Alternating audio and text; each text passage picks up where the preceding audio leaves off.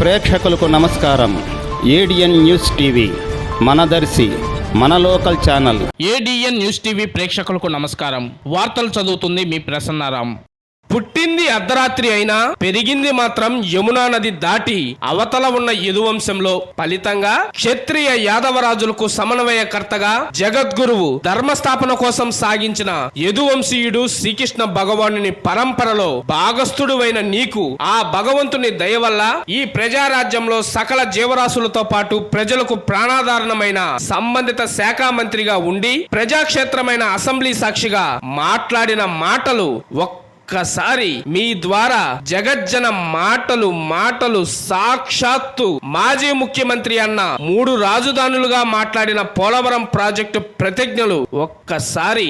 ఈరోజు మొత్తం కూడా కోవిడ్ వచ్చిన ప్రపంచం అంతా కూడా కోవిడ్లో ఉన్నప్పటికీ దాదాపు అక్కడ మాత్రం పని ఆపకుండా 1% తొందర ఎందుకన్నా, ఎందుకు తొందర, వెయిట్. మేము ఆ రోజే చెప్పాం, we will complete this project by 2021 December. We are committed to it. We will finish it. తదుపరి వచ్చిన అంబటి గారు ముందు ఫుల్ కలరింగ్ తో మీడియా ముందు వచ్చే రాంబాబు గారు అరగంట అన్న అరంగేట్రం చేసిన నేపథ్యంలో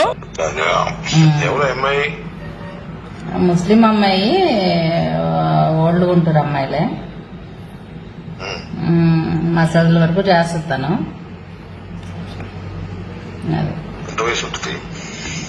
25 అట్లా.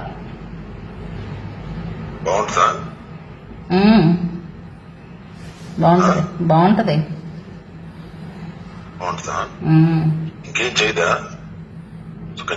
మీకేం కావాలి చెప్పండి. అన్ని కావాలంటే చేస్తా లేదా చెప్పు నాకు. అన్ని అంటే ఏంటి, మెన్షన్ చేయండి. అన్ని అంటే మెన్షన్ చేయండి. మా అమ్మాయికి చెప్తా నేను.